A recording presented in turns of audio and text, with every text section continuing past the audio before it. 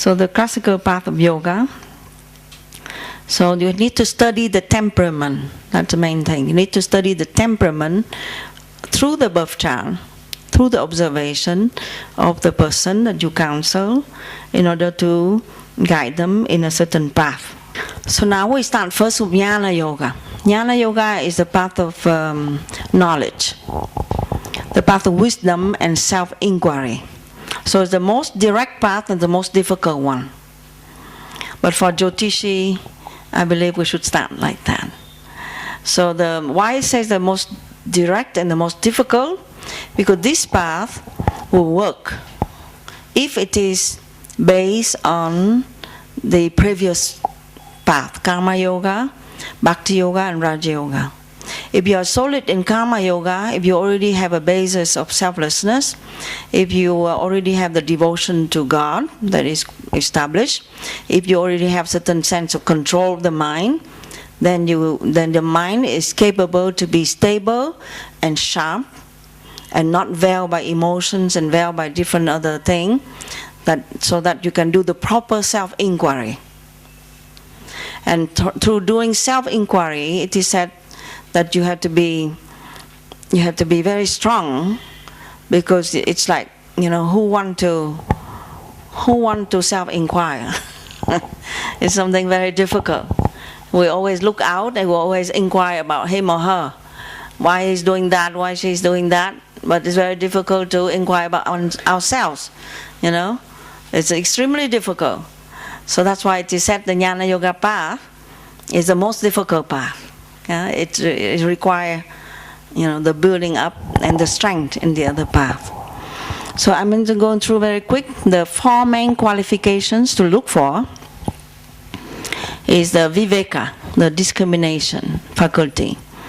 Now you need to know what is the viveka.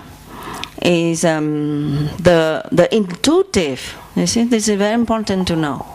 The intuitive faculty. So when you look at the chart, you cannot just say only the intelligence. Intelligence will not give viveka, because intelligence might give a very good businessman, but will not give the wise person. So it's an intelligence, but a certain the high end of intelligence, which is the intuitive faculty. Because it is said, viveka is the faculty to know intuitively, without a doubt, and without making mistake, the difference between the Atman and the non-Atman. What is the Atman? Is the self that is non-changing. And what is the non-Atman? Is everything else that is changing. The personality, the different phenomena that is changing. So discrimination viveka is the most difficult faculty to have. So it is said, I indicate a few things here. So you need to have a strong Mercury, faculty of thinking, a strong Ketu, moksha karaka, and it's the, when you have a strong Ketu, you are more dispassionate. You need to have a very strong and good Jupiter, because Jupiter is the wisdom, representing the wisdom. You need to have a strong Mars. Why you need to have a strong Mars? Because to be viveki, you would have to be very courageous, to be able to ask the question, because if you are not courageous, you will not ask the right question. You will shun away the question. But a strong Mars be able to be very sharp, like Subramanya, like Lord Subramanya. Lord Subramanya with the spear, the pointed sharp spear, that pierce. It's like a weapon of Lord Subramanya. It's like a sharp spear. Go into the matter, and then it's enlarge. Go deeper, and the more go deeper, it's enlarge the topic. It's enlarge the wound. Or in other words, you have to be able to go pierce through the veils of Maya.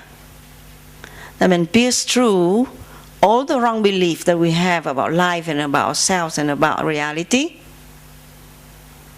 Be able to question it, and then go deeper That means from there, open it up to understand all the other area that are connected to that wrong thinking at the first place. So, strong sun. Why strong sun is needed? Because sun is a sense of self.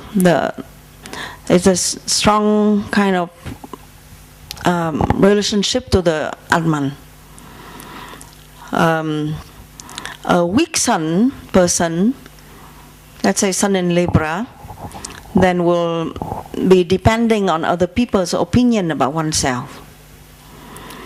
When a Viveki has to be relying, Jnana Yoga is a path of self-reliance. So you have to rely on yourself. You cannot depend on other people's opinion about oneself. So you need to have a strong sun. But a strong sun does not necessarily mean that you have a strong ego. Yeah, the difference between a strong sun, which is can be a strong ego, and a strong sun that is more of a person that have a sense of connection to self. So that is the job of the Jyotishi, to try to figure it out. So Ketu Mercury, I figured out that it indicates the abstract thinking. Very important for a jnani to have the abstract thinking and thinking out of the box, or unusual thinking. In Vedanta, the method of inquiry is always ask the question, who am I? You ask the question, who am I? Am I this personality? Am I this body? Am I this gender? I am this race? Am I this emotion? You ask the question, who am I? And then through the logic, you say, no. If I say that I'm this body, but the body is changing. Every 6-7 years, all the cells change. And the body is changing. The hair is getting white. The cells are dying. So then this is not, it cannot be me. Because it's changing. So then by asking the question and say, no, this is not it. Neti neti. This is not it. No, this is not the truth. This is not the truth about me. So you ask questions like this very systematically. The Vedantic method is to reject all things as not absolute to find the absolute. So you have to have a very strong sense of self, because if you reject things and then you go mad, that's not the purpose. That's not the purpose, that's not the goal. So you have to be able to ask questions, at the same time remain stable, or even gain more sense of self and not go crazy. So that's why it is said, Jnana Yoga is not an easy thing to really practice for a person that is not stable, not strong.